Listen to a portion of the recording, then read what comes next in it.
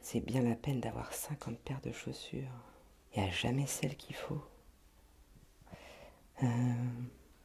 Les dorées peut-être.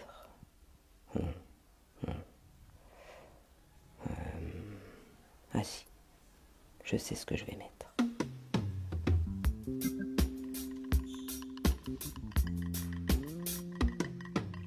J'ai des locataires, j'ai des chambres à la journée, petit déjeuner, café, au lait, service compris, et taxes en sus, j'ai des puces.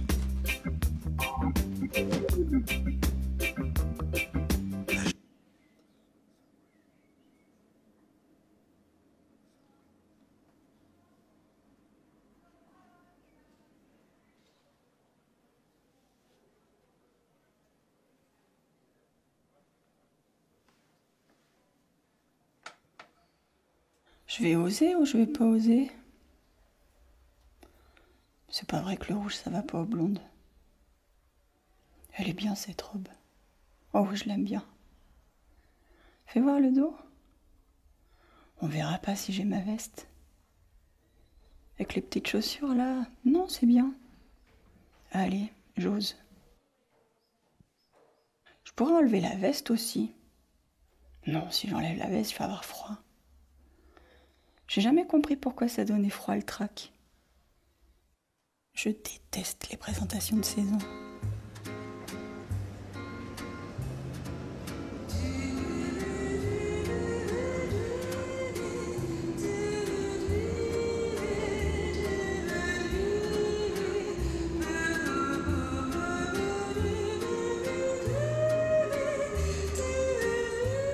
Il m'a coûté 2000 balles ce vélo électrique.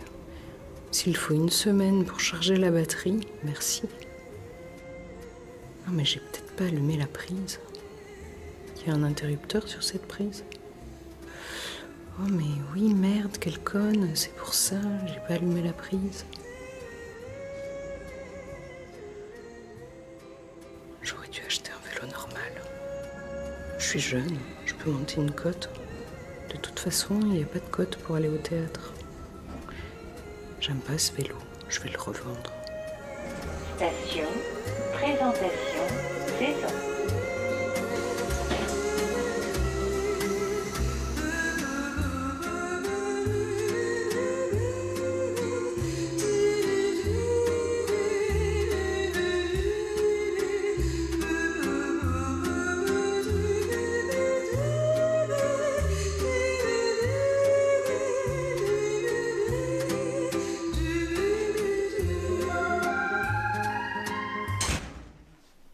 J'aurais pas dû faire la fête, moi, hier. Elle va être longue, la soirée.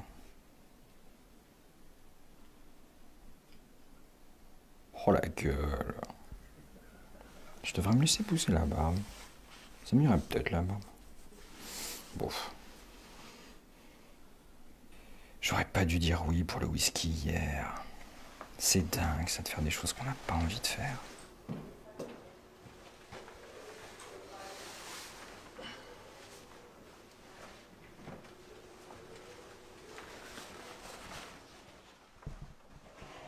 J'espère qu'il va faire beau demain.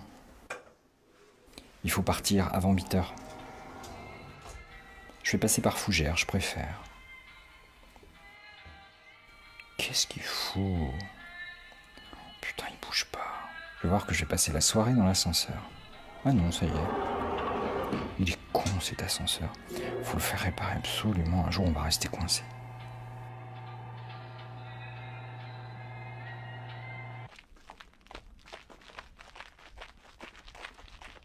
Faut pas que je me mélange les pinceaux avec la chair de l'objet. Ça, c'est David Drouard et c'est de la danse. Pinocchio, c'est Valérie Berthelot et c'est du théâtre d'objet, mais avec un danseur de David Drouard. Oh, c'est sûr, je vais mélanger les pinceaux. Faut que j'arrête de boire, là. Ça me fait gonfler. Faut faire un focus sur Winter is Coming. Il est incroyable, ce mec. Il sait tout faire. Écrivain, auteur, metteur en scène. Il y a des mecs comme ça. Faut faire un focus. Faut faire un focus, un focus, un focus. Salut Pierre! Salut Pierre! Salut Virginie, salut Charlène, salut Emmanuel.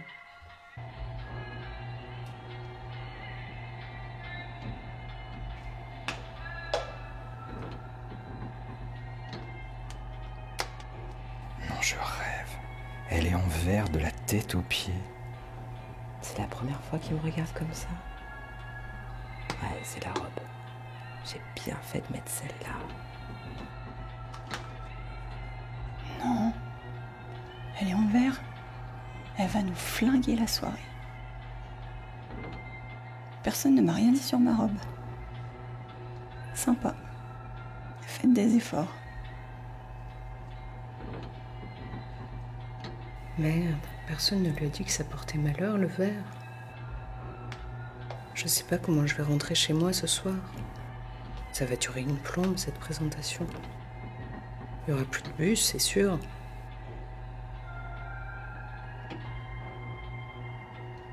Et les chaussures aussi. La totale. Tout en vert, la fille. Manque plus qu'une petite barrette verte et on aura toute la panoplie. Je fais un carton avec ma robe. Merde, à ma souris. Faut que j'arrête de la regarder comme ça. C'est trop tard pour lui dire. Tant pis, écoute, on y va comme ça. Winter is coming, winter is coming, winter is coming, winter is coming, winter is coming.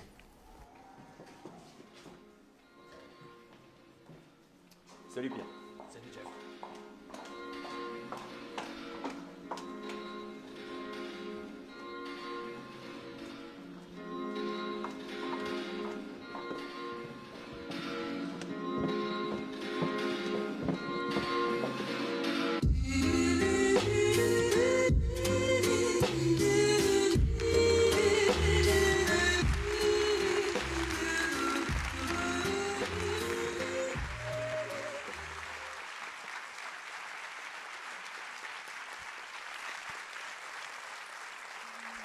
Mesdames et messieurs, chers amis, chers partenaires, bonsoir, merci de votre présence aussi nombreux. On dit bonjour aussi aux personnes qui nous regardent sur le Facebook Live actuellement. On salue rapidement Sabine et Marion qui vont assurer la traduction, on peut les applaudir.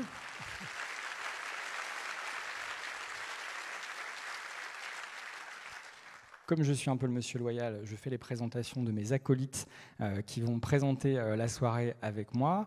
L'équipe des publics du Théâtre de Laval, Virginie Basset. Emmanuel Breton. Et Charlène Mur qui assure la programmation jeune public du théâtre. On a la chance à Laval, un peu comme à Saint-Nazaire, à Cholet, d'avoir un des très beaux théâtres des Pays de la Loire. Un théâtre, c'est un lieu de création. Il y a des centaines d'artistes qui viennent dans ce théâtre chaque année répéter, inventer, créer des choses.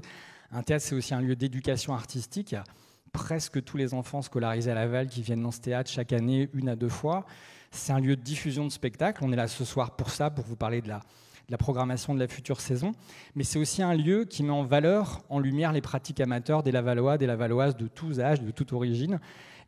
Hier, le théâtre était plein d'adolescents, c'était le prix T'aimes lire avec la librairie Aime lire, c'était le conservatoire la semaine dernière avec les spectacles de danse, c'était les chorales, c'était le festival des 3 éléphants.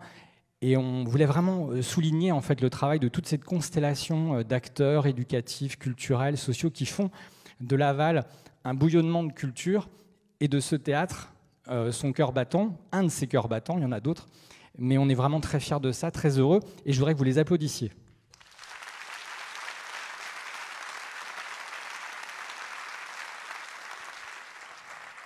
Avant de rentrer dans le vif du sujet, on va donner la parole à Florian Bercot, le président de Laval Agglomération, pour un petit mot d'introduction.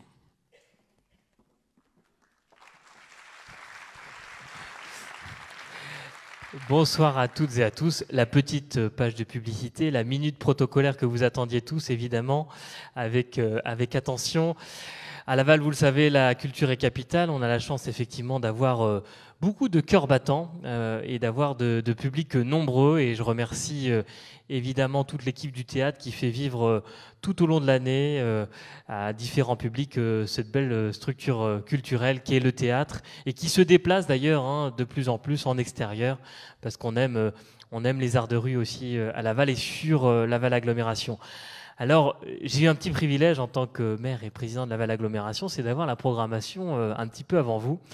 Et je peux vous dire que bon, ça s'annonce assez sympa, avec des choses qui m'ont particulièrement marqué, notamment l'envie de sortir un festival de la marionnette que vous allez découvrir parce que Laval est en cours de labellisation pour devenir centre national de la marionnette. C'est marqué là-haut avec un petit astérix parce que vous savez, le pays est bien administré. Il y a un ministère de la Culture qui tarde à donner le label, mais on a bon espoir d'arriver jusqu'au bout de cette longue procédure année après année. Et puis, vous allez découvrir aussi peut-être quelques spécificités qui marque aussi notre envie des cultures pour tous, avec, je pense, cette année encore plus, un lien avec les quartiers lavallois et les villes de notre agglomération. Et donc le théâtre va s'exporter, en tout cas continuer à faire grandir cette constellation, pour reprendre les mots de Pierre Jamet, donc dans nos quartiers dès cet été avec une thématique sur l'été fantastique. Et puis vous verrez aussi dans l'agglomération, voire même dans des lieux assez emblématiques que la fonderie de Port-Briet. Voilà, autant de belles découvertes. Et puis des petites touches qu'on aime, qui font la spécificité de Laval, une terre d'émergence sur les arts numériques que vous découvrirez, les arts de la rue, j'ai pu le dire. Donc voilà, c'est une belle programmation. Et puis Pierre parlait de cœur battant. On a la chance d'avoir tout bientôt un nouveau cœur battant au sein de notre agglomération, avec cette année l'inauguration du 40. Donc je vous donne rendez-vous évidemment toutes et tous le 8 octobre prochain pour un début d'inauguration, parce que ça va être une semaine inaugurale du 40 qui va être un nouveau lieu pour faire vivre les cultures à Laval, parce que voilà, à Laval et sur son agglomération, les cultures sont capitales. Donc merci en tout cas de venir toujours aussi nombreux. Et puis j'ai le plaisir d'accueillir le président du théâtre, Bruno Fléchard. Je te laisse la parole. Merci Florian.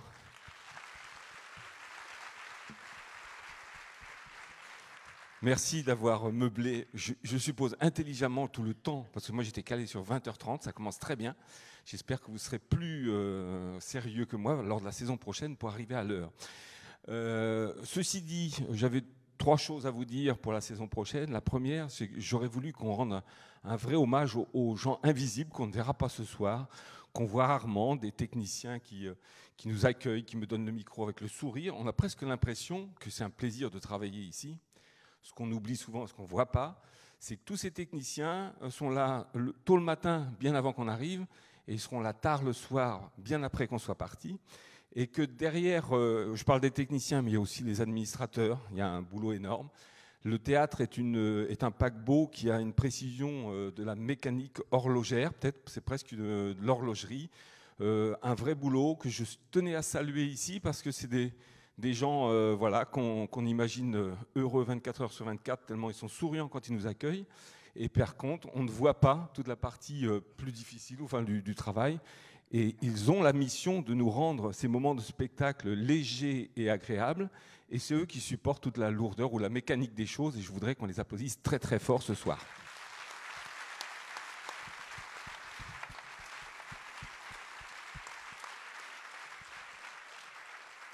Et enfin, je voulais juste accentuer les 2 grandes nouveautés de la saison prochaine. La première, c'est tout ce qui va se passer cet été avec l'été fantastique, donc vous aurez le détail. Mais sachez que le théâtre a été un acteur important à côté des autres acteurs culturels pour se mobiliser dès le 25 juin et jusqu'au 27 août, qui seront les 2 temps forts de l'été fantastique.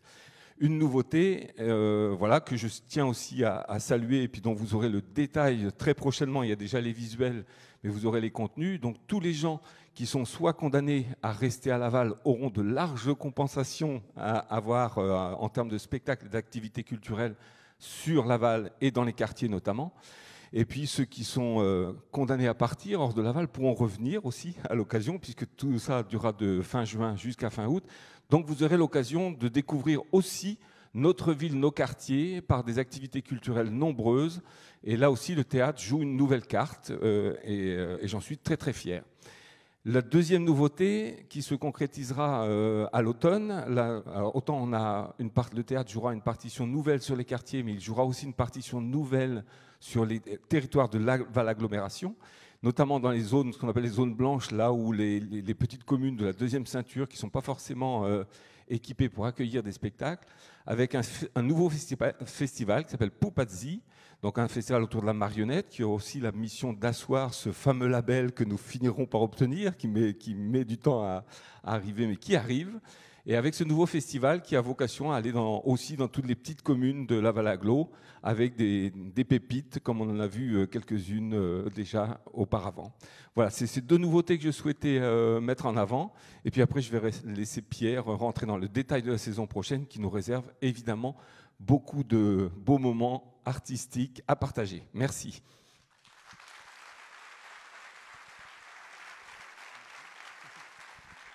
Merci beaucoup, monsieur le maire. Merci beaucoup, Bruno.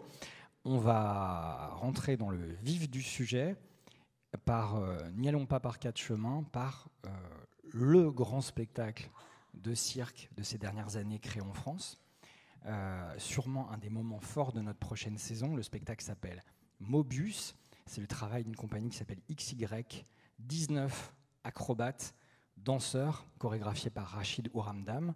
C'est un spectacle qu'on n'avait a priori pas la possibilité d'accueillir, et c'est grâce à la complicité de nos amis du Théâtre de Vitré qu'on a réussi à s'entendre pour accueillir cette forme exceptionnelle. Ça sera au mois de mars, le 29 mars. Vraiment, soyez au rendez-vous de ce moment. Je vous laisse découvrir quelques images pour commencer notre soirée.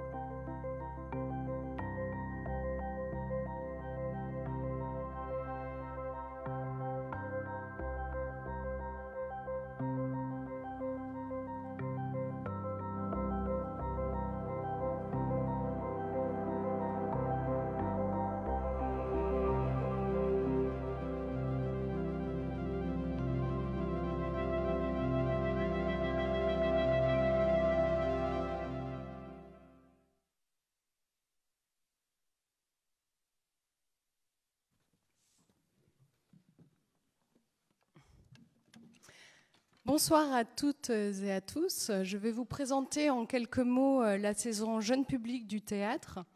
Donc la saison jeune public, ce sont des spectacles pour les très jeunes enfants à partir de 18 mois jusqu'au lycée.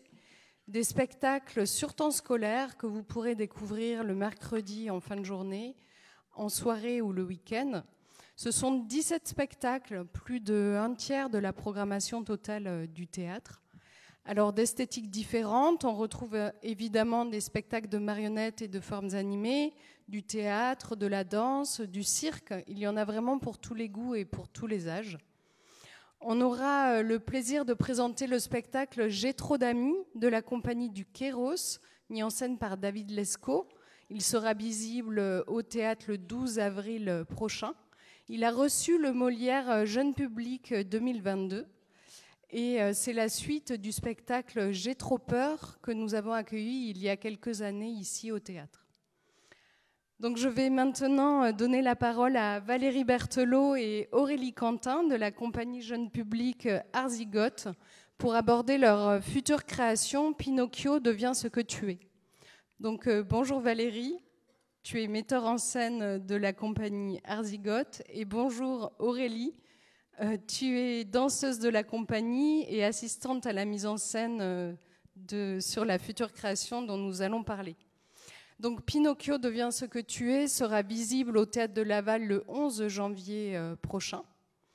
Donc je vais vous poser une première question. Tout d'abord, pouvez-vous expliquer pourquoi avoir fait le choix de revisiter l'histoire de Pinocchio, ce classique de la littérature de jeunesse écrit par Collodi à la fin du 19e, qui a ensuite été adapté par Disney au cinéma, puis par Joël Pomera au théâtre? Bonjour. Alors oui, c'était vraiment ce conte, ça fait longtemps qu'il trotte dans ma tête. En fait, au début, parce que j'aimais pas ce personnage, que je trouvais très effronté et un peu rebelle. Et j'étais pas sans doute très effrontée, très rebelle, un peu soumise sans doute parfois. Mais du coup, ça a beaucoup trotté dans ma tête. Je me suis dit, mais en fait, ce petit personnage-là, ce Pinocchio, cette figure, c'est voilà, c'est vraiment la figure pour moi de l'apprentissage de la liberté et comment devenir libre et comment on devient qui on est et comment, malgré les bûches, et il en est fait, et les embûches, on a envie, on a vraiment le désir d'accomplir, de s'accomplir, d'aller vers ses projets malgré les difficultés. Voilà. Et bonjour. Voilà, c'est un très beau personnage. Il est construit par un père qui n'est pas son père. Il est construit de bois. Et ce père attend beaucoup de cet enfant, comme souvent les parents. Hein. On leur met une charge, on projette sur eux beaucoup de choses. Et ce petit pantin va se défaire de ses oripeaux, enfin de ce bois qui l'entrave un peu pour devenir qui il est. Et devenir donc un humain. Et c'est quoi un humain aujourd'hui ? Voilà, c'est la question qu'on s'est posée. Comment on devient un petit humain dans ce monde aujourd'hui ? En tout cas, ce Pinocchio, il va évoluer comme ça, avec le temps. Alors, on part du texte de Collodi, qui est vraiment le texte originel, pour petit à petit faire évoluer aussi le texte. Voilà, vers quelque chose sans doute qui va se passer aujourd'hui dans le monde dans lequel on vit. Pour ajouter, en fait, effectivement, le chemin vers l'humanisation de ce personnage, c'est pas forcément être un bon petit garçon. Et voilà, on voit qu'il a pris plein de chemins de traverse. Et puis finalement, les chemins de traverse ne mènent pas forcément à des impasses. Lui, il a eu un parcours chaotique, sinueux. Et c'est comme ça qu'il s'est construit. Voilà, pas forcément en étant un bon petit garçon. Et qu'est-ce que ça veut dire qu'être un bon petit garçon ? Parce que lui, il est plutôt sympa, en fait. Moi, je l'aime bien. Donc, voilà. Et juste, je voulais rajouter aussi, ce qui est très beau dans ce conte, c'est l'évolution des deux personnages, tant Pinocchio que Geppetto, qui lui aussi, je crois qu'ils vont s'aimer d'un amour réel à la fin, et que sans doute l'amour, ça porte aussi beaucoup, et qu'ils vont vraiment bien s'aimer pour les bonnes raisons. Voilà. Alors, je vois que vous avez apporté avec vous une marionnette et des masques. Est-ce que vous pouvez nous dire quelles disciplines seront utilisées dans le spectacle et quelle est l'équipe artistique qui vous accompagne ? Alors oui, plus que des disciplines, en fait, moi j'ai voulu réunir sur le plateau des gens avec qui je travaille depuis, pour certains, longtemps. D'autres, ça va être une découverte. Et puis différents langages. En tout cas, nous, dans la compagnie, le langage premier, c'est le corps. Et puis la matière. Donc la matière, elle est là, dans ces marionnettes, faites de bois, faites de papier. Mais finalement, le papier, ça vient aussi du bois, pour les masques. Donc sur le plateau, on réunit deux danseurs, enfin une danseuse et un danseur de Crump qui travaille aussi avec David Drouard. Voilà. Et deux marionnettistes, dont Gilles Debenat qui a réalisé les marionnettes, toutes les marionnettes, parce que vous allez voir, vous verrez que Pinocchio se transforme vraiment littéralement et change de peau à chaque étape de la vie. Et puis deux comédiens, voilà, et Aurélie qui est assistante à la mise en scène, et Gérald Berthevas qui accompagne la plupart des créations de la compagnie pour la création sonore et musicale. Merci. Alors, vous prévoyez pour ce spectacle la participation d'un groupe d'enfants différents pour chaque lieu de représentation. Donc pourquoi avoir fait le choix d'inclure dans la création un groupe de jeunes amateurs et comment allez-vous travailler avec eux? Alors moi, je suis ravie de faire participer des enfants, enfin en tout cas des adolescents, des préadolescents. Là, ça va être une classe d'Alain Gerbeau, parce que je sais combien pour eux, ce temps fort sur la scène, ça s'inscrit en eux et ça fait grandir aussi. Et j'avais très envie qu'il y ait un groupe d'enfants pour une des scènes de notre Pinocchio, qui est le pays des joujoux. Alors nous, on ne l'appellera pas le pays des joujoux parce qu'on s'est questionné ce que c'était que les joujoux pour eux aujourd'hui, et les joujoux ont bien changé, vous le savez tous. Et en tout cas, l'envie, c'était de faire participer un groupe pour l'énergie de l'adolescence qui est incroyable, qui se transforme. Enfin, à cet âge-là, on est toujours en mouvement. On est en mouvement dans son corps, on est en mouvement dans la vie, on ne sait pas où on va. Mais en tout cas, moi, j'ai le sentiment qu'il y a, pour intervenir beaucoup avec des adolescents, qu'il y a une espèce d'appétit de vivre, et moi, qui m'apporte beaucoup. Et puis dans ce monde dans lequel on vit en ce moment, je trouve qu'il n'est pas toujours facile à regarder en face. L'avenir qu'on leur promet, il est un peu flippant. Et que pour travailler avec eux, je vois que malgré tout, il y a des étincelles dans les yeux, et puis l'appétit ne faiblit pas quand même. Il est là, et j'ai envie que le public partage ça avec eux. J'ai envie qu'eux partagent ça avec le public, et puis j'ai envie de leur donner cette opportunité-là d'un temps fort comme ça, face à un grand nombre. Enfin, je trouve que le moment de la représentation, c'est aussi un moment de communion. C'est un peu bête de dire ça, mais c'est un moment fort de partage dans les deux sens. Et puis c'est aussi un moment pour les ados de collectif. Et je crois que peut-être que si on veut que demain les choses elles évoluent, c'est peut-être dans le collectif qu'on va trouver ça. Voilà. Sur un temps assez condensé. Ils seront vraiment en immersion pendant une semaine, matin, après-midi, voilà, avec Hugo, moi et puis Valérie. Voilà. Merci. Merci Aurélie, merci Valérie. On a hâte de découvrir cette future création. Merci. Merci Charlène.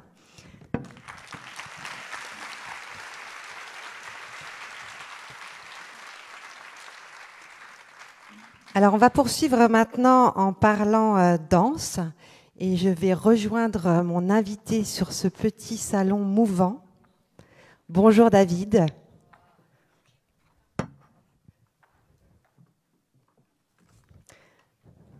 Merci. On est bien là? Ouais. Bonsoir David. Voilà. Donc David Drouard, merci d'avoir répondu à notre invitation. Donc il y a peut-être beaucoup de personnes qui te connaissent déjà dans la salle.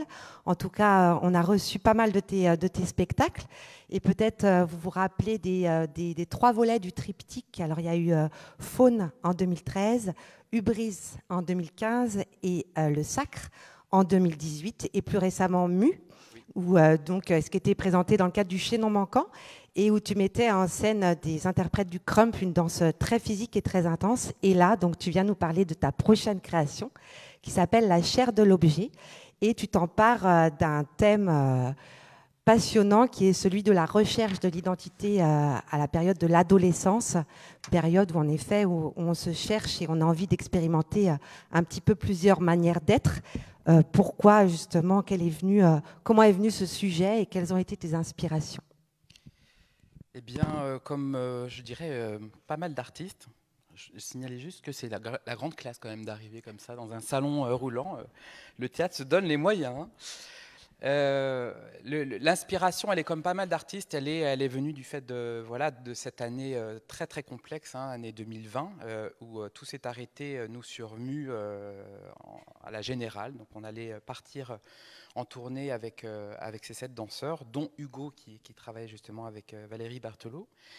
Et ensuite, tout s'est arrêté, c'est suspendu. Alors avant de reprendre les tournées avec Mu, j'étais donc sur Laval, et c'était, si on se rappelle bien, la première agglomération en France à imposer le masque dans toute l'agglomération.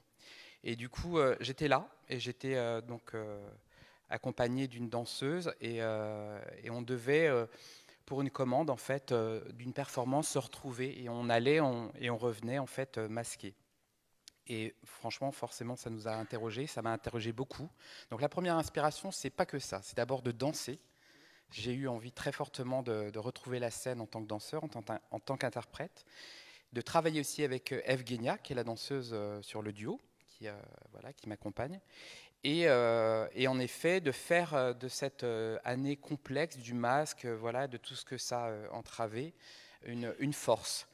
Et tout ça, pas juste de façon égoïste, mais tout ça sur un aspect qui m'est vraiment très très cher, qui est complètement nouveau aussi, je parle dans mon travail, pour l'adolescence. C'est vraiment un endroit, ce que ça a marqué, qu'est-ce qui reste en fait d'expression, d'émotion quand le visage est barré. Et souvent, à chacun de tes spectacles, on voit de nouveaux danseurs, tu t'entoures de nouveaux danseurs. Et est-ce que justement ça fait partie de ton processus de création, et est-ce qu'à chaque fois tu réinventes une manière de travailler avec ces nouveaux danseurs que tu découvres? C'est tout à fait ça en fait, il y a un peu de ça. Alors je ne suis pas pour autant, je suis un grand fidèle en fait des interprètes avec qui je travaille, mais un peu comme un réalisateur qui a besoin pour le film, pour un contexte en fait, de travailler avec des personnages, des interprètes, des profils qui correspondent bien à l'idée de ce projet. Mais moi, c'est un petit peu la même chose. C'est-à-dire que je pense à ce projet, là, pour la chair de l'objet, en tout cas pour le duo, j'avais le désir de danser, mais aussi je me voyais dedans, et je me voyais danser avec Evgenia. Voilà, et sur le trio, on a, parce que c'est en 2 volets, on a un danseur de mu qui renouvelle l'expérience, et 2 autres nouveaux danseurs. Et parce que j'ai besoin aussi de réinventer un langage. Alors ça ne veut pas dire qu'une fois qu'on a fait une création avec moi, on a fait le tour de la question, loin de là, mais je cherche aussi, moi, à hybrider à chaque fois, à créer de nouvelles formes en fait, de mouvements, à interroger ma propre écriture, la malaxer.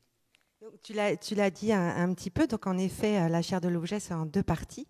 Il y a un duo où en fait les danseurs sont masqués intégralement, donc de la tête aux pieds, donc on ne voit plus les visages, on ne voit plus les expressions.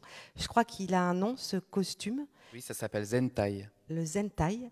Ça vient, ça vient du Japon. Ça vient du Japon. Tout à fait. Et pourquoi ce choix de costume, justement C'était une extrapolation, c'est-à-dire que, bon, ok, on nous met un masque, et puis après, ça va être quoi, un casque, et puis après, un académie. Qu'est-ce qui va rester, en fait? Parce que, aussi, il m'avait été posé une question pour Mu, je reviens à Mu.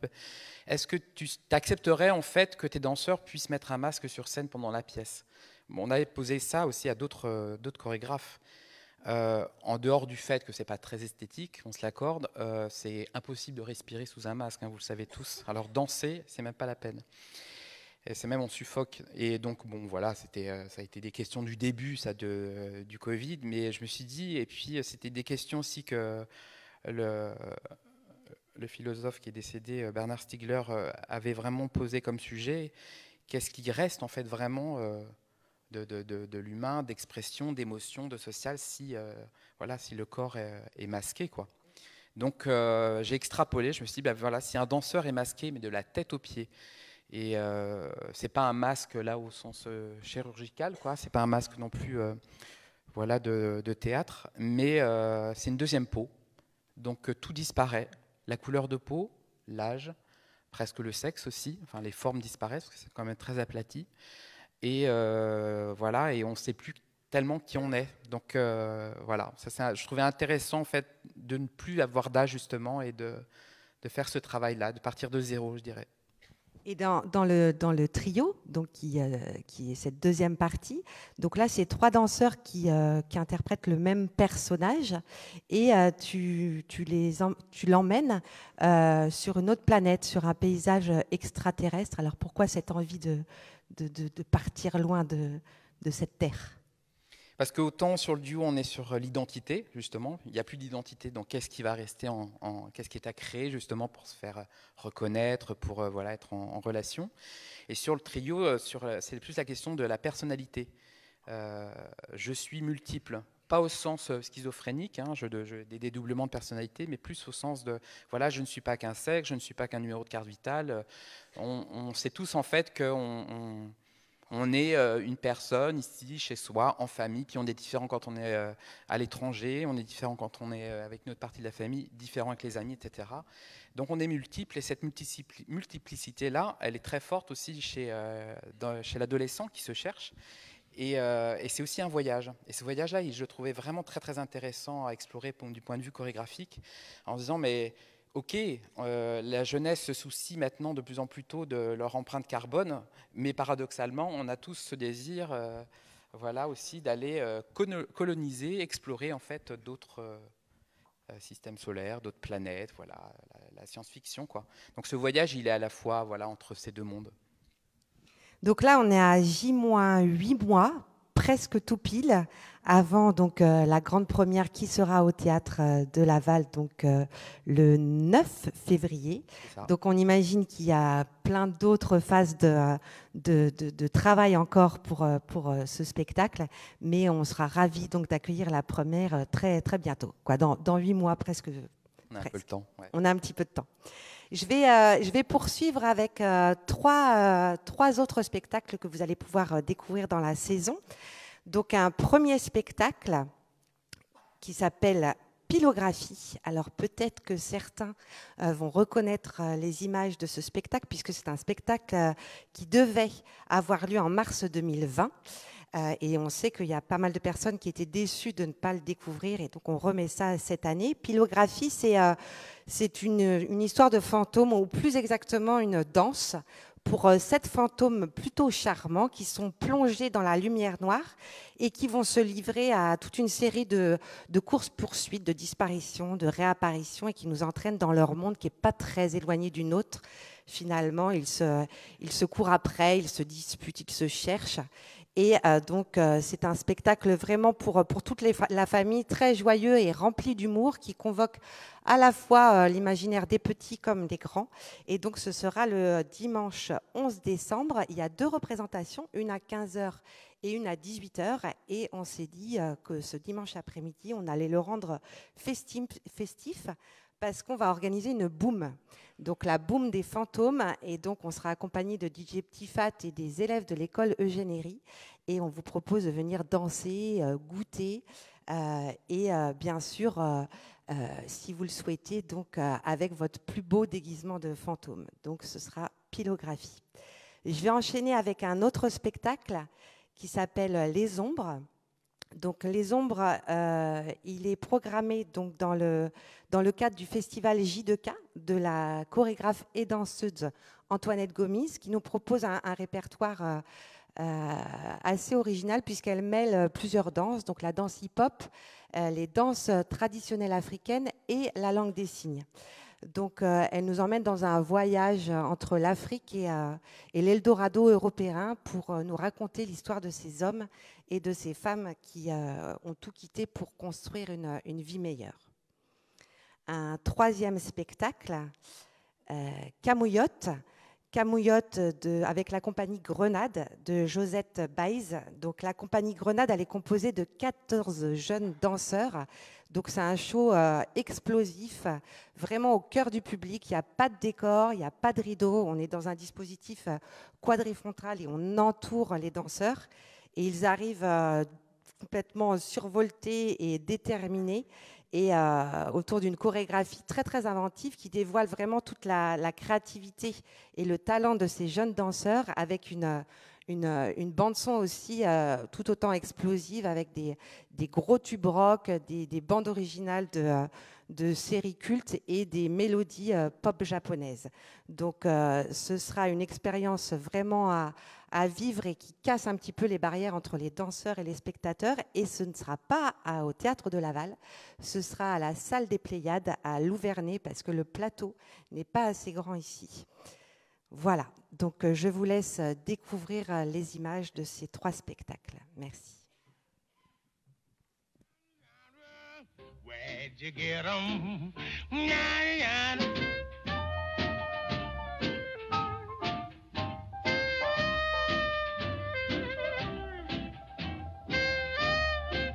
My good run the gunboats.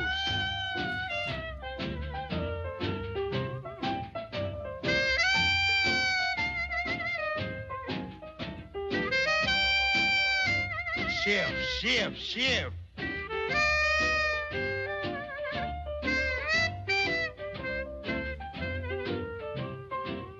All your pedal extremities.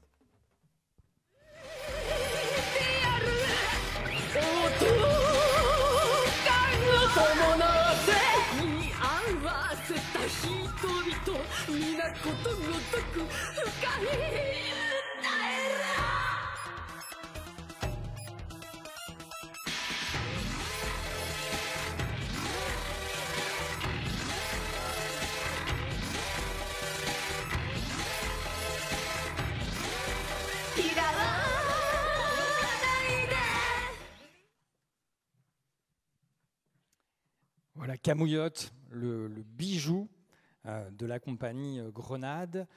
Oui, effectivement, en fait, le plateau était trop petit. En fait, comme c'est une arène, en fait, ça ne rentrait pas sur le plateau. Donc, on ira à Louverné présenter ce moment d'exception. Vraiment, manquez pas vraiment ce spectacle Camouillotte, Josette Baïs. Voilà. Sans transition, on va maintenant parler d'autre chose. Est-ce que vous connaissez le point commun entre l'EHPAD de Sougé-sur-Ouette, la Guinguette de Montflour, le théâtre de Laval et la salle des fêtes de la Chapelle-Antenaise? Non? Bon, en fait, c'est des lieux qui vont accueillir des événements de la première édition du festival Poupadzi, dont Monsieur le maire et Bruno ont parlé en introduction. Les Poupadzi, vous savez, c'est ces marionnettes qui s'accrochent au niveau du cou et qu'un illustre marionnettiste lavallois, Louis Le Mercier de Neuville, utilisait à la cour du roi. C'est un clin d'œil un peu à notre histoire à Laval. Et ce festival, c'est une plongée pendant 20 jours dans ce que ce champ disciplinaire a de plus extraordinaire à vous montrer. Voilà. Ça va être découpé en 3 temps, en fait, précisément. Un premier temps avec des spectacles qui se dérouleront en fait au théâtre. Le premier s'appelle Devenir. Et je vais faire appel à votre mémoire pour vous en parler. Est-ce que certains d'entre vous se souviennent de ce superbe spectacle qui s'appelait Vide Papier ? Vous savez, ce spectacle, cette enquête qui se passait, ces gars qui avaient trouvé un livre dans une brocante à Bruxelles et qui partaient enquêter sur le personnage central. Un spectacle qui avait eu un énorme succès au Festival d'Avignon, qui avait enchanté le public de Laval. Et on a la chance en fait de les accueillir pour les premières représentations françaises de leur nouveau spectacle, qui cette fois va parler des journaux intimes des adolescents. On a assisté à quelques répétitions, ça va être super. C'est du théâtre, ça s'appelle du théâtre d'objets documentaires. Voilà, c'est dans le grand champ des marionnettes actuelles. Et on est vraiment très confiants et très fiers d'accueillir les premières représentations de cette nouvelle création de la compagnie La Bande Passante. Voilà. 2 autres spectacles qui vont être présentés dans le cadre du festival. Un autre qui s'appelle Casse-Cache, la compagnie Label Brut qui parle aux enfants d'argent et qui parle de qu'est-ce que c'est qu'être riche. Qu'est-ce que ferait Robin des Bois en fait aujourd'hui? Ça parle de ça. Et donc pareil, ils viendront en résidence au Théâtre de Laval au mois de septembre et on aura les premières représentations de cette création qui ensuite jouera un petit peu partout en France. Un autre spectacle également d'une compagnie que vous connaissez sans doute déjà bien, la compagnie des Anges au plafond, sans doute la grande compagnie française de marionnettes. Et on aura les premières représentations avec la scène nationale d'Alençon du Horla. Cette fois, c'est un peu le Benjamin de l'équipe Jonas Coutancier qui passe en fait à la mise en scène, enfin qui sera sur le plateau plus exactement, avec une violoncelliste. Pareil, ça s'annonce vraiment très très beau et on aura les premières représentations dans le cadre du festival Poupadzi. Il y aura plein d'autres choses voilà, dans ce festival, mais je ne veux pas spoiler la présentation complète du festival qui aura lieu en septembre. Un autre événement en fait, qui aura lieu aussi dans le cadre de ce festival, certains d'entre vous se souviennent sans doute du Bruit des loups d'Étienne Saglio, qu'on a accueilli la saison passée. Étienne, on lui a demandé en fait quelque chose pour un site dans la Val Agglomération qu'on aime beaucoup, qui est le site de la fonderie en fait, de Port-Briet. Certains d'entre vous ont peut-être visité ce lieu, ou en tous les cas voient de quoi il s'agit. Cette espèce de gigantesque, cette ville fantôme en fait, où il y a plus de 1000 personnes qui ont travaillé il y a quelques années. Et en fait, cette friche en fait, est totalement fermée au public. Et on la réouvrira pour 3 soirées exceptionnelles. On invitera le public en fait, par groupe de 30 personnes à visiter cet endroit magique avec sans doute des anciens fondeurs, des gens qui ont travaillé. Et qui sait, peut-être, tomberez-vous nez à nez avec le fantôme des lieux. Voilà. Ça sera le 10, le 11 et le 12 novembre, je ne dis pas de bêtises, ouais, c'est ça, dans le cadre de Pupazzi. Voilà. La 3e partie du festival, je ne vais pas la décrire dans le détail, ça sera une constellation de petites formes, tout ce que la marionnette offre de petits bijoux qu'on peut emmener un petit peu partout. Voilà. Il y aura des histoires d'expéditions spatiales, il y aura une adaptation des 3 petits cochons par des Belges, il y aura une menthe religieuse géante, il y aura un parc d'attractions de chenilles à manipuler par les plus petits, il y aura plein de choses pendant 20 jours, et on se réjouit d'avance de partager tout ça avec vous, les grands et les petits, puisque la marionnette, vous savez que c'est pour vraiment tout le monde. Et dans le cadre de ce festival, il y aura un moment aussi qu'on attend particulièrement, parce que c'est des artistes qu'on aime beaucoup, c'est la compagnie Bakélite de Rennes. Et notamment, on va particulièrement travailler avec Aurélien de la compagnie sur plusieurs projets. On présentera Jean-Marc dans le cadre de Pupazzi, mais Aurélien va travailler avec nous plus longuement tout au long de la saison. Et c'est Virginie qui va vous décrire ce compagnonnage. Exactement. Bonsoir Aurélien, est-ce que tu nous entends? Oui, je vous entends. Alors Bonsoir. Aurélien est en direct de Morlaix ce soir. Donc peut-être que certains d'entre vous le reconnaissent, puisque Aurélien était dans nos murs il y a à peu près 1 an avec le spectacle Cake et Madeleine, une petite forme qui avait été présentée à la Rotonde, avec aussi, aide-moi Aurélien, le spectacle Mythe de au Myriam. perso. Mythe au perso, exactement. Donc Aurélien, tu vas être présent avec nous cette saison en fil rouge. Tu vas présenter 2 spectacles. Tu vas être aussi présent sur des temps de résidence, des temps d'atelier. Et donc, Pierre parlait de Pupazzi. Donc, on va parler un petit peu de Jean-Marc. Jean-Marc, c'est quoi? C'est un prénom, c'est un spectacle, c'est un personnage, c'est tout un concept. Peux-tu nous dire quelques mots sur ce spectacle? Bah oui, bien sûr. Bah, peut-être déjà, je vais pouvoir vous présenter Jean-Marc. Je l'ai amené avec moi. Donc, hop là, à la caméra. Le voici. Donc Jean-Marc, en l'occurrence, est une chaise, ou alors il est un personnage invisible sur cette chaise, ça c'est à vous de voir. Peut-être je peux un peu expliquer, avant cette histoire de Covid, je travaillais sur l'histoire d'un personnage qui attendait la fin du monde. Et puis bon, bah, il y a eu le Covid, et je me suis dit que la fin du monde, ça ne servait plus à grand-chose. Donc je suis resté sur Jean-Marc attend. Et donc Jean-Marc est un personnage qui attend, il est dans l'idée qu'il se demande s'il faut mieux s'agiter dans tous les sens, faire plein de choses, ou s'il vaut mieux se poser et attendre que le monde arrive à lui et que les choses voilà, lui arrivent. L'idée, c'est que c'est un micro-univers autour de ce personnage qui vit des aventures qui sont à des moments imaginaires et puis à des moments réels, et puis on se balade avec lui et on essaye d'arpenter le monde à travers ses yeux. Alors Jean-Marc, tu nous l'as montré, c'est une chaise en carton. On voit là sur le... Même en papier. Même en papier. On voit le lit et l'arbre en plastique. Pourquoi cette fascination pour les objets? Alors pour les objets en général, ça, je ne vais peut-être pas vous raconter toute ma vie, mais disons que moi je suis intéressé depuis plusieurs années autour du théâtre d'objets, parce que je trouve que le théâtre d'objets permet de créer avec très peu d'éléments un univers assez large et assez ouvert. Peut-être la particularité sur Jean-Marc, c'est que j'ai développé un univers autour d'éléments en papier, qui soit donc un lit comme on peut le voir sur l'image, ou cette chaise qui représente Jean-Marc, qui sont des papiers assez colorés. Dans mon idée, la vie de Jean-Marc est un petit monde en papier et l'imaginaire de Jean-Marc se décline en plastique. Donc c'est un peu un pas de côté par rapport au théâtre d'objets qui fonctionne beaucoup sur des objets qu'on peut reconnaître et retrouver tout le temps. Mais mon idée, c'était que voilà, une chaise en papier, c'est quelque chose sur lequel on peut déposer son imaginaire, sur lequel on peut le développer. Est-ce que c'est un personnage voilà, qui ne bouge plus? Est-ce que c'est une chaise géante et le monde est minuscule? Enfin voilà, donc plein de choses comme ça qui se déclinent. Donc on découvrira Jean-Marc à la salle Athènes, donc dans le quartier des Pommerets, le 9 novembre. Ne soyez pas surpris, vous n'allez pas le trouver dans la plaquette, puisque c'est un des spectacles dont vous avez connaissance aujourd'hui, mais qui fera partie du programme de Pupazzi, donc qui sera dévoilé en septembre. En plus des spectacles à Laval, Aurélien, tu vas rencontrer de nombreux Lavallois, puisque tu vas participer avec nous au dispositif Quartier en scène. Donc Quartier en scène, c'est de l'éducation artistique et culturelle, c'est un dispositif qui est assez important. Et Aurélien va intervenir auprès de 2 groupes d'adolescents. Le premier, c'est une classe du collège Jules Renard qui va faire une immersion avec lui autour des objets et puis qui aboutira à une petite forme pour la restitution. Et il y a un autre groupe d'adolescents donc, qui viennent des pôles ados de Laval et de l'agglomération, mais aussi s'il y a des jeunes entre 12 et 16 ans qui ont envie de rejoindre ce groupe, il y aura un stage pendant les vacances de février, un stage de 3 jours avec Aurélien ici dans les murs.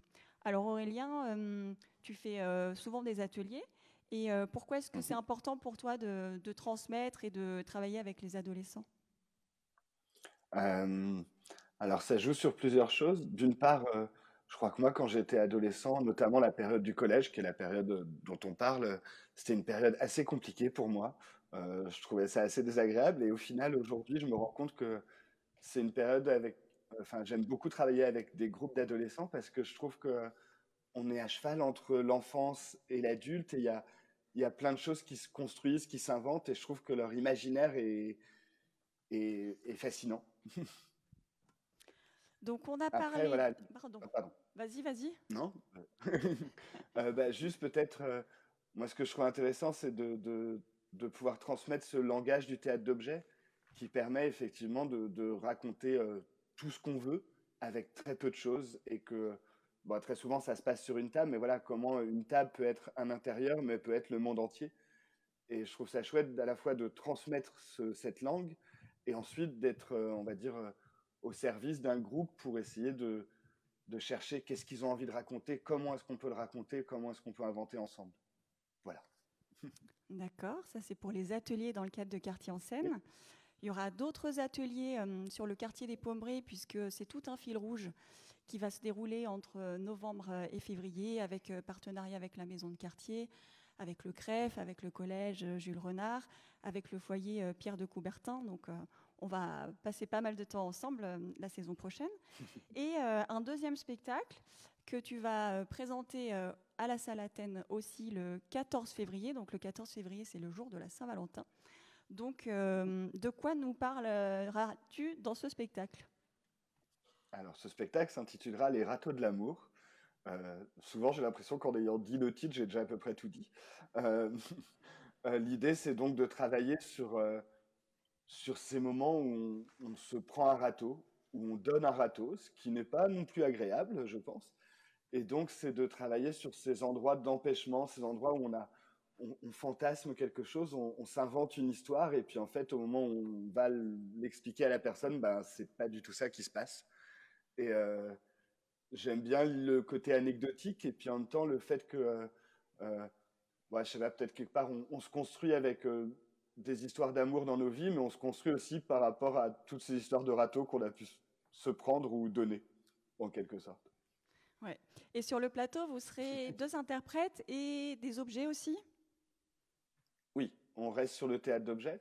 Donc, je serai accompagné de Leslie Evrard, qui sera également présente notamment sur tous les ateliers et stages décrits précédemment. Et l'idée, oui, c'est d'être dans un jeu sur l'accumulation. L'idée, c'est aussi de jouer sur une sorte de répertoire d'histoire, donc un répertoire d'histoire d'amour raté, qui implique aussi un répertoire d'objets. Voilà. Donc le 14 février, une soirée thématique avec les râteaux de l'amour et une deuxième petite forme qui s'appelle l'amour du risque, donc qui est faite par Olivier Ranou, qui est aussi artiste associé à la compagnie Bakélite. Est-ce que tu peux nous dire quelques mots sur l'amour du risque ? Je vais avoir un peu de mal parce que pour l'instant, il travaille dans son coin et je ne sais pas trop ce qui va se passer. En fait, au sein de la Bakélite, on est plusieurs artistes et on travaille en parallèle. Alors après, on vient faire les petites souris quand l'autre travaille, mais pour l'instant, j'ai pas vu beaucoup de choses. Disons que lui, il développe plus un travail autour de un théâtre qui est très référencé autour du cinéma et beaucoup un jeu sur la bidouille et des objets qui se transforment, qui se déclinent, etc. Je pense qu'en tout cas, tous les deux, on joue là sur ces deux projets, sur qu'est-ce que c'est l'amour et qu'est-ce que c'est une comédie romantique. Et comment la vie, des fois, ne ressemble pas du tout à une comédie romantique, et puis des fois, peut-être, ça pourrait y ressembler.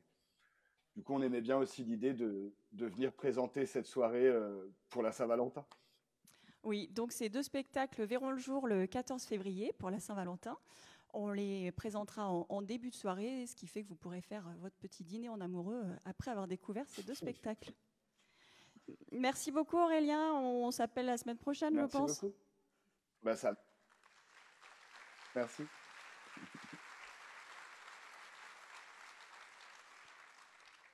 Donc en amont et en parallèle de cette soirée sous le signe des amours déçus, on met en place un partenariat d'exception avec le musée des cœurs brisés, qui est situé à Zagreb et qui aboutira à une exposition qui va mêler des pièces de la collection originale, mais aussi des objets issus des contributions lavalloises.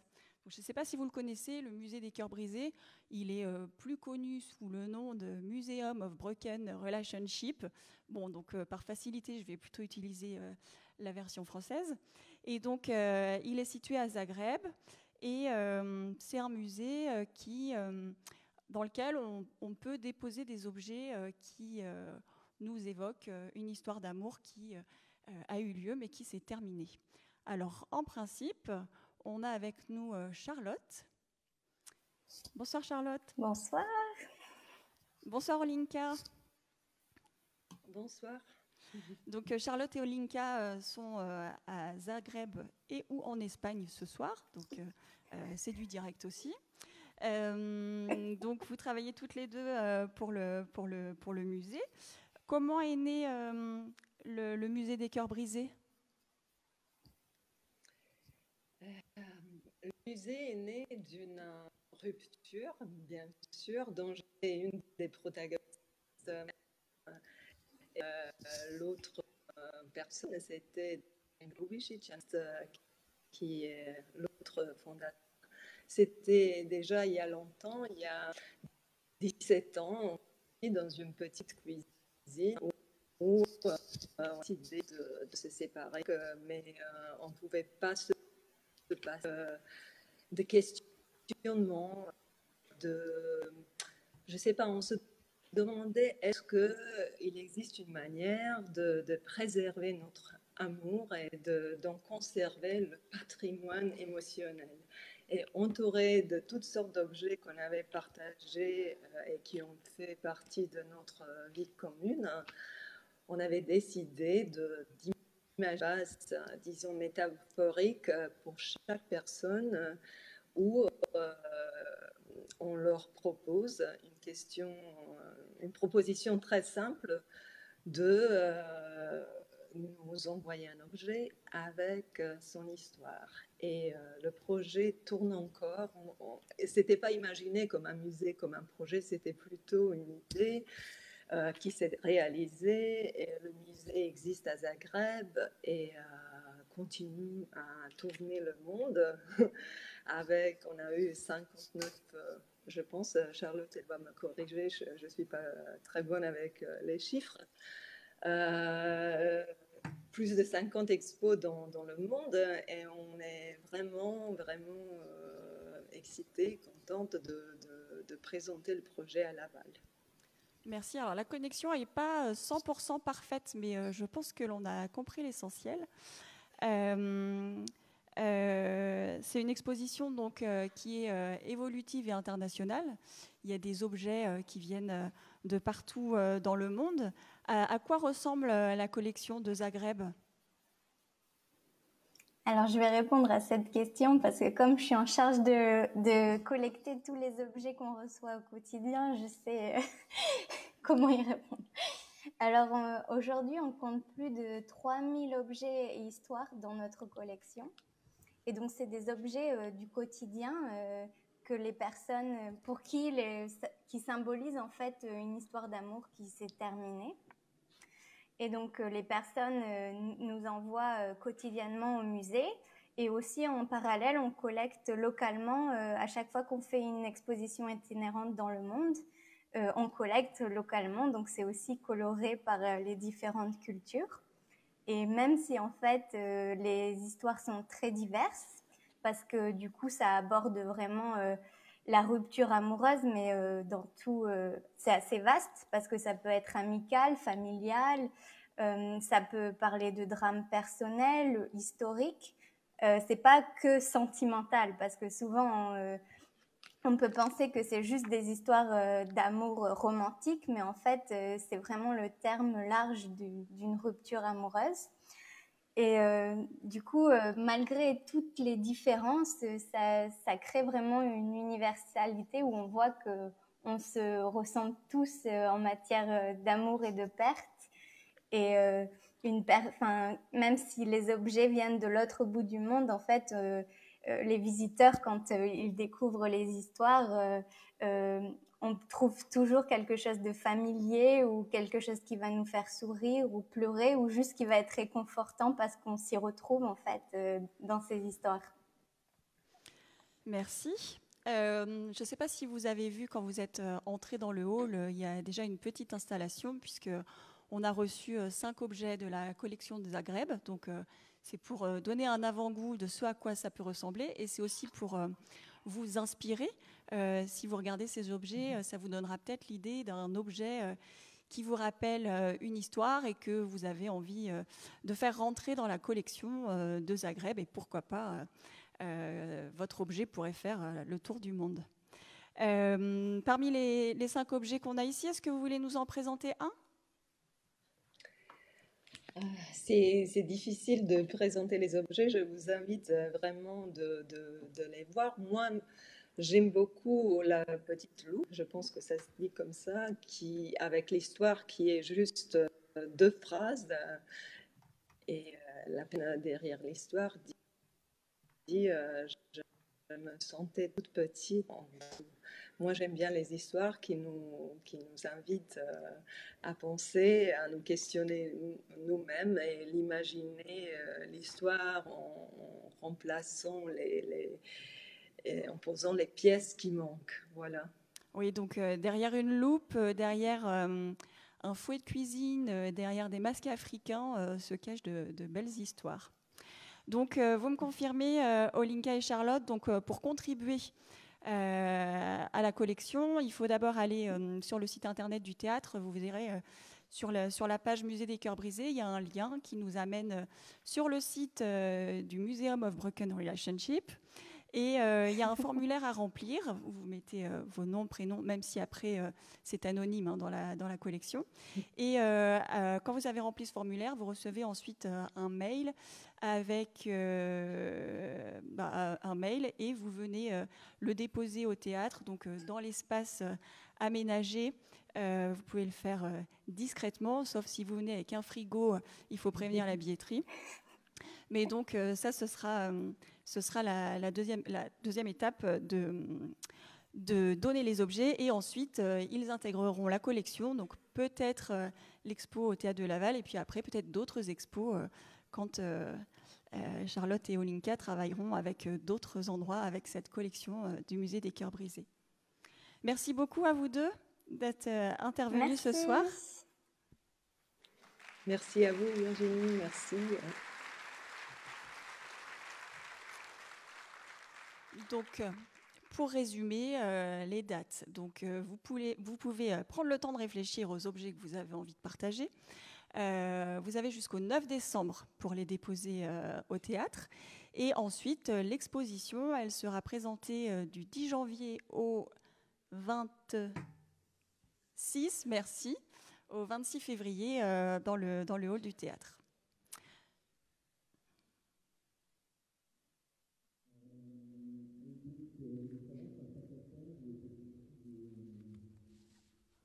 C'est long, ces présentations de saison.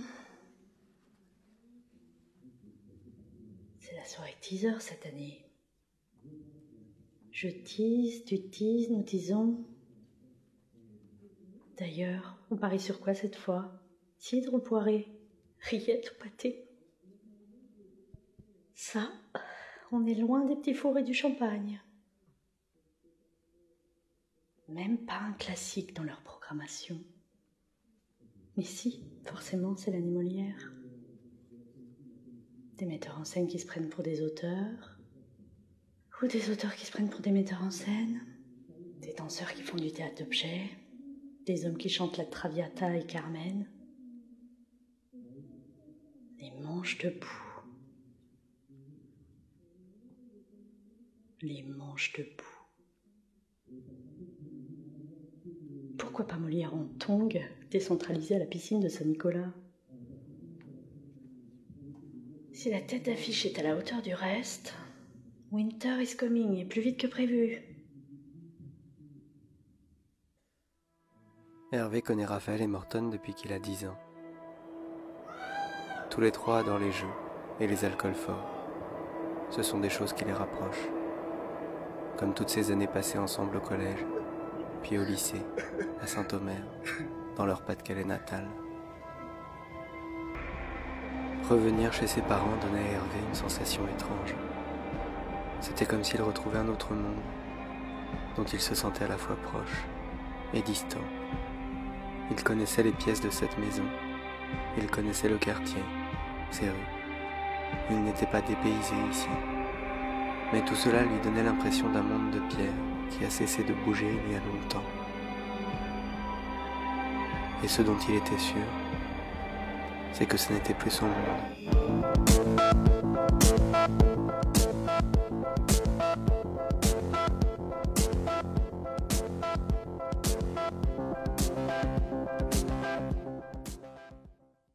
Je m'appelle Moïse, j'ai 15 ans, et à l'aube, j'ai tué. Ma mère m'a tendu comme un vieux paquet à la première venue. Mais je sais maintenant que ce n'est pas sa faute. Je sais maintenant qu'il faut du courage pour monter sur ces barques fragiles. Je sais à quoi ressemble cette plage de Bandrakuni, où les baobabs ont l'air de forteresses. Je sais qu'il faut autre chose dans le ventre que juste la pitié et la peur. Je sais qu'il faut un peu d'amour. Je ne veux plus être à terre. Je ne veux plus être violé. J'appuie à peine sur la détente.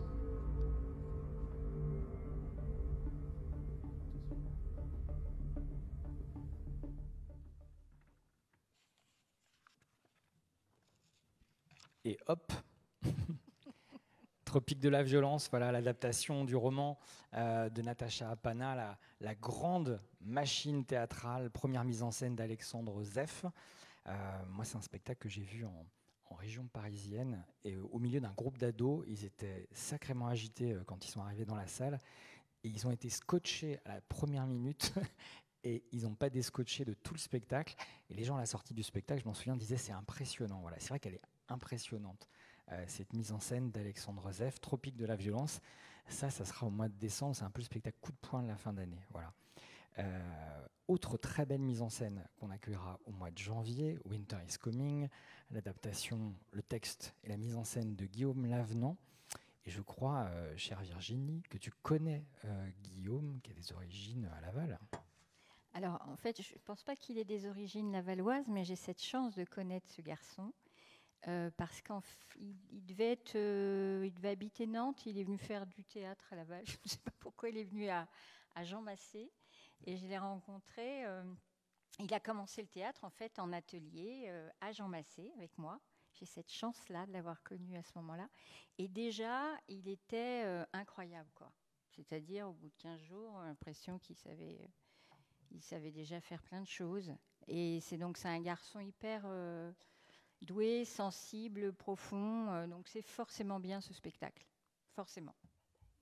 Et je confirme. Je crois que pour tous les gens en fait, qui ont vu ce roman théâtral, c'est vraiment une réussite éclatante. Et vous allez beaucoup le voir programmer, ce spectacle, un peu partout dans la région. Winter is Coming, donc le premier spectacle de Guillaume Lavenant. Vraiment super. Ça sera au mois de janvier. On va maintenant parler de ton travail, Virginie, et du Théâtre d'Air. Le Théâtre d'Air, c'est une équipe avec qui il y a une fidélité. C'est une équipe qui a une qualité très importante, je trouve. C'est une équipe qui a une qualité rare, c'est qu'il se renouvelle. Voilà. Et cette fois, en fait, tu vas écrire le texte, en fait, mais ça, on va en parler un petit peu après. Je vais peut-être commencer par te demander comment elle a commencé, en fait, cette aventure des locataires, puisque c'est le nom de cette nouvelle création qui fera ses premières représentations au théâtre début octobre, le 4 octobre, même pour être précis. En fait, j'écoutais tout à l'heure David, Valérie, et puis l'artiste là, de Jean-Marc. C'est Jean-Marc, c'est ça le titre. Et finalement, je me disais, enfin, je le sais, mais à chaque fois, je trouve que c'est quand même... il faut qu'on le dise plus souvent. On a une chance incroyable, nous les artistes, parce que quand on traverse des périodes difficiles, comme on a tous traversé là, le temps du confinement, nous on arrive après à en faire quelque chose sur les plateaux, et du coup de choses douloureuses on arrive à en faire des choses formidables, enfin quand on arrive à faire des choses formidables à l'arrivée, mais en tous les cas voilà, on a cette chance là. Et du coup, c'est né au moment du confinement, les locataires, c'est-à-dire cette envie parce que c'était une période d'introspection où on avait peu de choses à faire, donc à part être en relation avec soi-même. Et du coup, à la sortie de ce confinement, moi j'avais envie de réunir tout un groupe d'artistes, alors de gens que je connais déjà, parce que je suis comme David une fidèle, c'est-à-dire qu'il y a toujours des comédiens qui traversent comme ça plusieurs spectacles. Et puis des personnes que je ne connaissais pas sur le plateau, mais que je connaissais dans la vie, que j'avais envie de découvrir sur un plateau. Et je les ai réunis plus sur une semaine de travail, de recherche autour de la question de l'intime et de comment on peut théâtraliser l'intime, comment on peut incarner l'intime. Et lors de cette semaine de travail, on a vu que, c'était possible, que c'était drôle, et que le groupe fonctionnait. Ils étaient 11 et c'était impossible de me séparer d'une des personnes. Donc on s'est dit, allez, allons-y. C'est le Covid, il n'y a plus d'argent, et ben on part à 11 pour faire un spectacle. Et voilà comment est née l'histoire. Alors après, tu as le droit de poser ta deuxième question, parce que ça peut être long. Hein. Non, j'avais une question un peu que tu suggères. C'est vrai que toi, on sait que tu es attaché à la notion de famille un peu artistique. Et c'est rare aujourd'hui les spectacles avec 11 personnes sur le plateau. On a plutôt tendance à créer des plus petites formes pour tourner. Et qu'est-ce que tu pourrais nous dire en fait de cette chose-là, en fait, parce que c'est rare les très grandes formes avec beaucoup d'acteurs. En fait, moi j'aime les groupes. Alors peut-être parce que je viens d'une grande famille, j'ai l'impression j'adore l'énergie des groupes. Ça me touche beaucoup. Je trouve ça beau aussi sur les plateaux. Et puis, oui, c'est ça. Moi, ça me rend heureuse. Enfin, les chouettes groupes, hein, mais et je trouve qu'on manque surtout à la sortie de ce confinement, on manquait de ça. Donc il y avait et puis après à chercher, parce que ce sont pas, quand je bosse avec des comédiens, moi c'est pas, je leur dis pas tu te mets là, tu dis ça, etc. Ce sont des comédiens qui cherchent avec moi. Du coup, quand on cherche à plusieurs, on a les idées se multiplient, se démultiplient. Et voilà, on est plus fort et plus riche à plusieurs, quoi. Et on va peut-être dire un mot de l'écriture, en fait. D'où c'est venu? C'est venu d'une envie d'écrire? T'as pas trouvé de texte qui faisait écho à ce que tu voulais raconter? Comment ça s'est passé, en fait?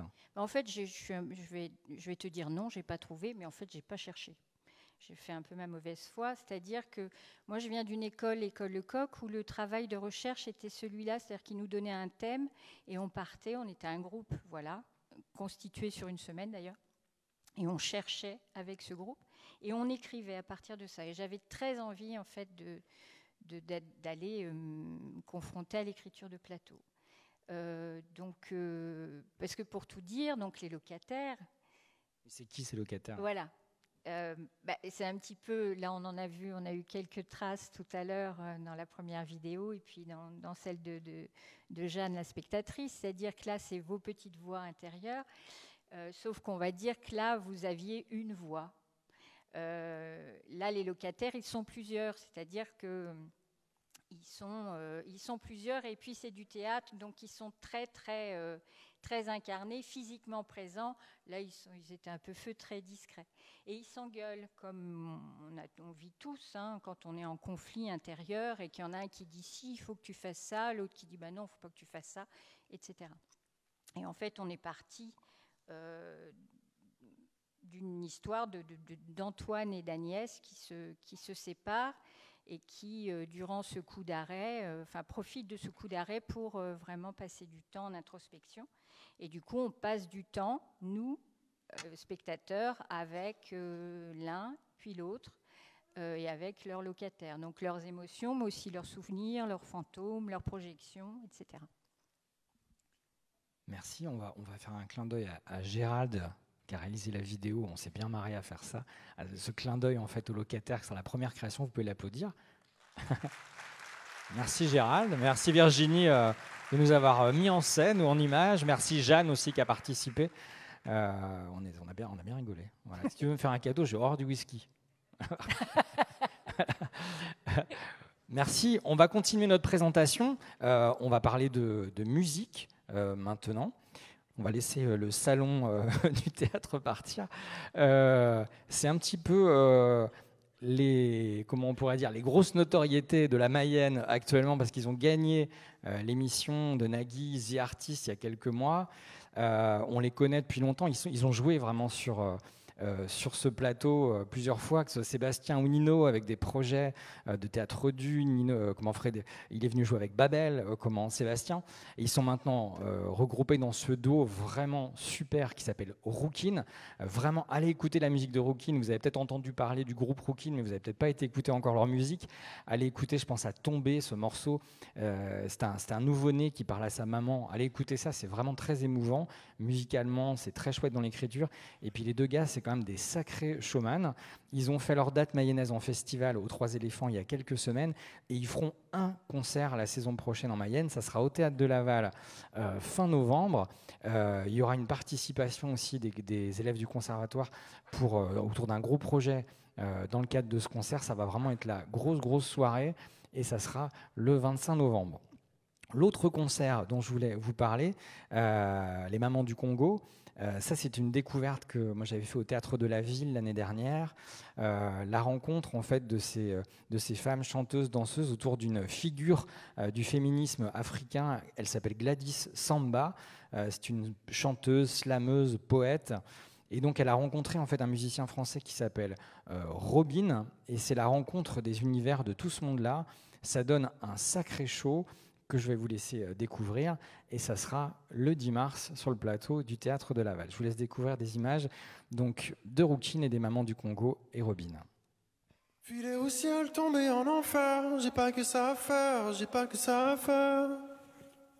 Et la vie chronophage, prends ma tête en otage, prends ma tête en otage. Je vais profiter comme un salopard, c'est mon jour de départ, c'est mon jour de départ. Y'a rien de criminel, trouver ça mortel, trouver ça mortel. J'ai un super toubib, un vrai tueur. J'ai confiance, il a la palme. Il me dit qu'il me reste 24 heures. Sans ordonnance et au calme. J'ai dû choper un putain de crabe, un crustacé qui s'incruste. Moi j'aurais voulu un peu de rab, mais j'ai plus qu'un jour tout juste. Filer au ciel, tomber en enfer, j'ai pas que ça à faire, j'ai pas que ça à faire. Et la vie chronophage, prends ma tête en otage, prends ma tête en otage. Je vais profiter comme un salopard, c'est mon jour de départ, c'est mon jour de départ. Y'a rien de criminel, trouver ça mortel, trouver ça mortel.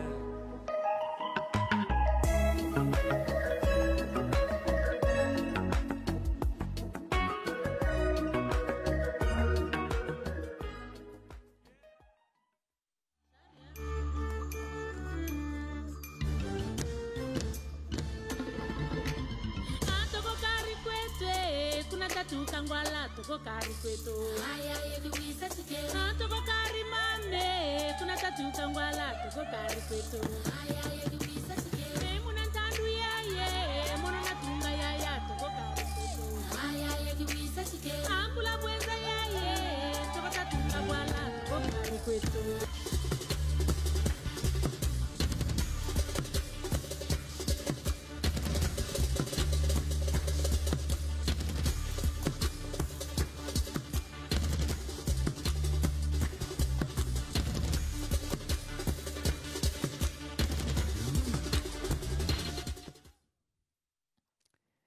Les Mamans du Congo sur la scène du théâtre au mois de mars 2023.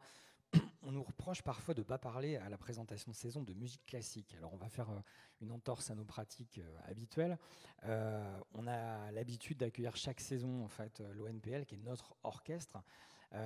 Mais pour cette saison 2022-2023, on les accueillera dans un contexte tout à fait exceptionnel puisqu'ils viendront clôturer la saison du théâtre au mois de juin avec un projet un peu hors norme qui regroupera la grande formation de l'ONPL avec plus de 80 musiciens et les chœurs d'Angers Nantes Opéra et de l'ONPL avec plus de 90 chanteurs. Donc c'est un projet un peu hors norme, un vrai événement. Il y aura 2 dates dans la région, une à Nantes et une à Laval. Il y aura beaucoup de projets aussi avec le conservatoire, des chorales, des groupes comment dire, amateurs au cours de ce week-end un peu exceptionnel au mois de juin. Donc vraiment, soyez curieux de ce week-end un peu exceptionnel. L'autre spectacle dont je voulais vous parler s'appelle Nos Dames.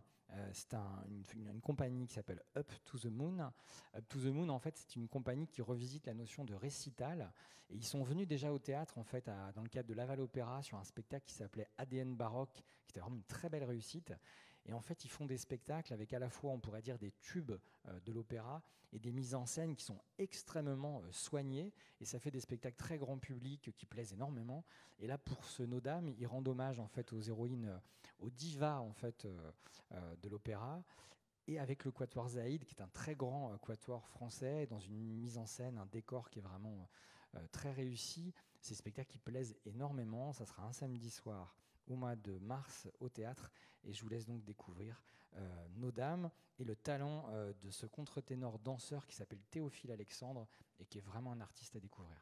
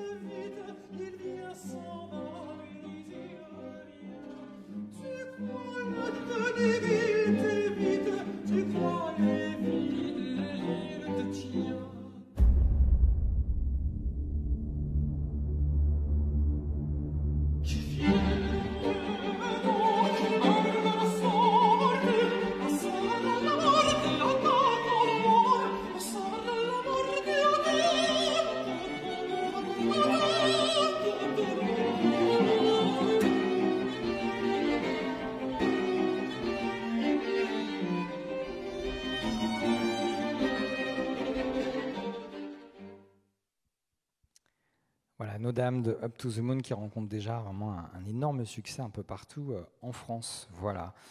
Le prochain spectacle met en scène un artiste qui est plus un petit jeune qui débute. En fait, il a 71 ans et il a été nominé 13 fois au César. En fait, il s'appelle Daniel Auteuil. Et Daniel Auteuil, en fait, viendra pour un projet qui lui tient particulièrement à cœur, puisqu'on va découvrir Daniel Auteuil dans un spectacle musical. En fait, c'est parti en fait d'un ouvrage en fait qu'il a retrouvé dans son grenier, un cadeau que lui avait fait sa maman avec une dédicace pour toi quand tu seras plus grand, Dany. Et donc il a essayé de lire d'abord en fait au public ses poésies. Il a petit à petit, il en a fait des chansons, il y a ajouté en fait d'autres textes et il a travaillé cette orchestration avec Gaëtan Roussel, qui est un grand chanteur français, le chanteur de Louise Attaque pour ceux qui connaissent. Et il en a fait un spectacle vraiment très élégant, très réussi, qui va être au Festival d'Avignon là au mois de juillet pour ceux qui seront dans le sud. Et donc ça sera présenté donc au mois de février, le 4 février, Daniel Auteuil. l'autre grosse notoriété de la saison. Il s'appelle Vincent De Dienne. Alors Vincent De Dienne, vous le connaissez, vous le voyez sûrement sur Canal+, sur France Inter, etc. Et donc Daniel Auteuil, il avait commencé sa carrière en fait, notamment, il avait été beaucoup lancé par Le Chaînon Manquant, et on se souvient tous de lui en fait quand il était venu ici au théâtre. Il trouvait que le théâtre était un peu grand en fait pour lui. Alors depuis, il a fait un sacré chemin. Il a maintenant un énorme succès. Son spectacle Un soir de gala a été présenté au Théâtre des Bouffes du Nord l'année dernière. Ça a été le grand succès parisien de l'année dernière. Il a reçu, il y a 15 jours, le Molière du meilleur spectacle d'humour. Moi, j'ai vraiment pas boudé mon plaisir. Je me suis sacrément marré devant cet artiste qui a vraiment une plume et un talent d'acteur qui est vraiment hors norme. C'est vraiment le très haut du panier en humour actuellement, Vincent De Dienne. Il y aura 2 représentations, le 1er et le 2 décembre. Donc soyez au rendez-vous de ces 2 très belles soirées. Je commence à perdre ma voix. Voilà, on arrive presque au bout de cette présentation. Monsieur le maire et Bruno vous en ont parlé en introduction. Une des particularités de cette saison prochaine, c'est qu'elle va commencer l'été, avec une forte participation sur ce nouvel événement qui s'appelle l'Été Fantastique Incroyable Bestiole. Pourquoi Incroyable Bestiole? Parce que tous les services culturels se sont mis en réseau et ont travaillé autour de créatures, de bébêtes, de bestioles géantes.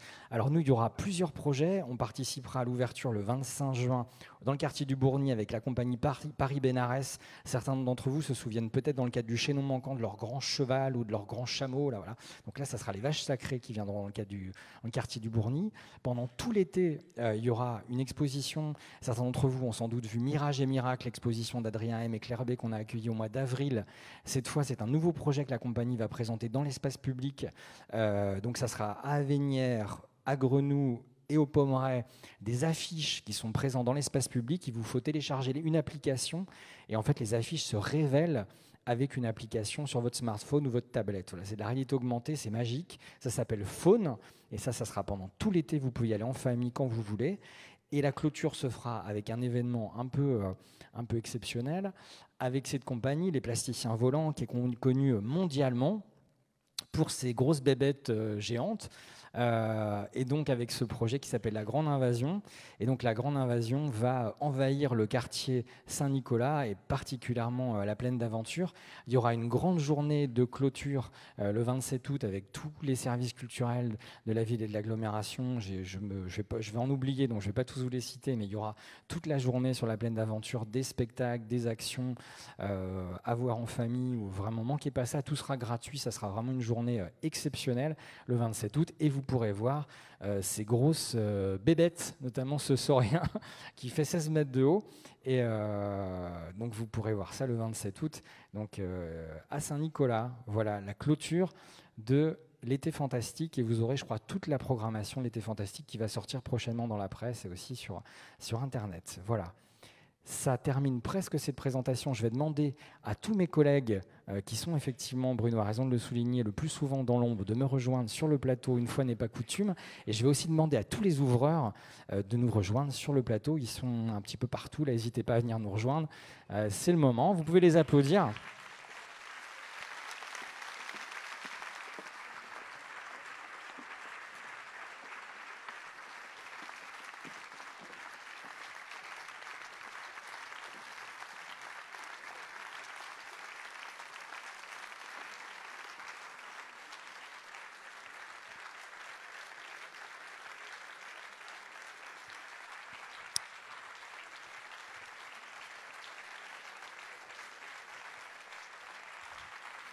Il y a beaucoup de compétences là. Hein.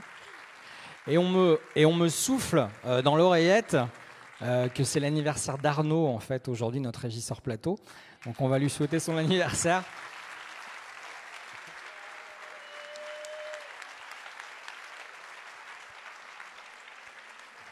Il va souffler sa bougie. Bon, il va en souffler une autre tout à l'heure avec nous. Joyeux anniversaire.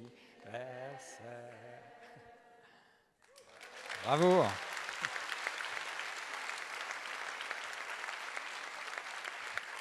Voilà, merci vraiment à tous.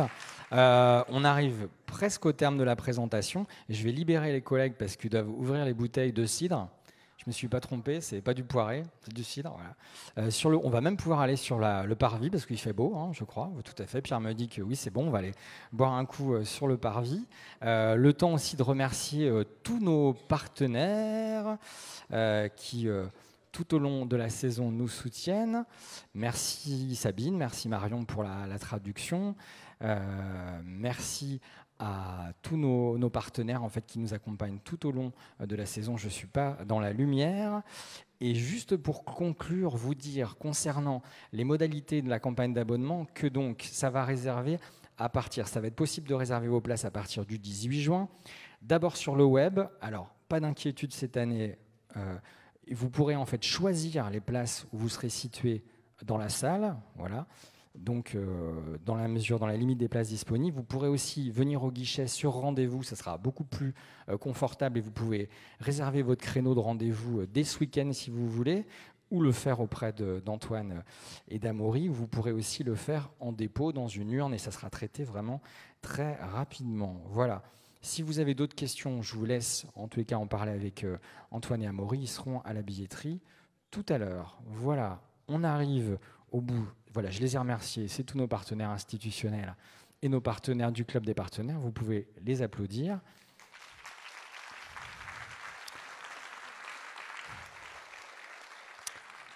On arrive au bout de cette présentation de saison. Merci beaucoup d'avoir été présents aussi nombreux ce soir. Merci à ceux qui nous regardent chez eux sur le Facebook Live. On vous attend nombreux dans les mois à venir. La prochaine étape, c'est le 25 juin pour l'ouverture de l'été fantastique. Voilà, merci de votre présence et à bientôt.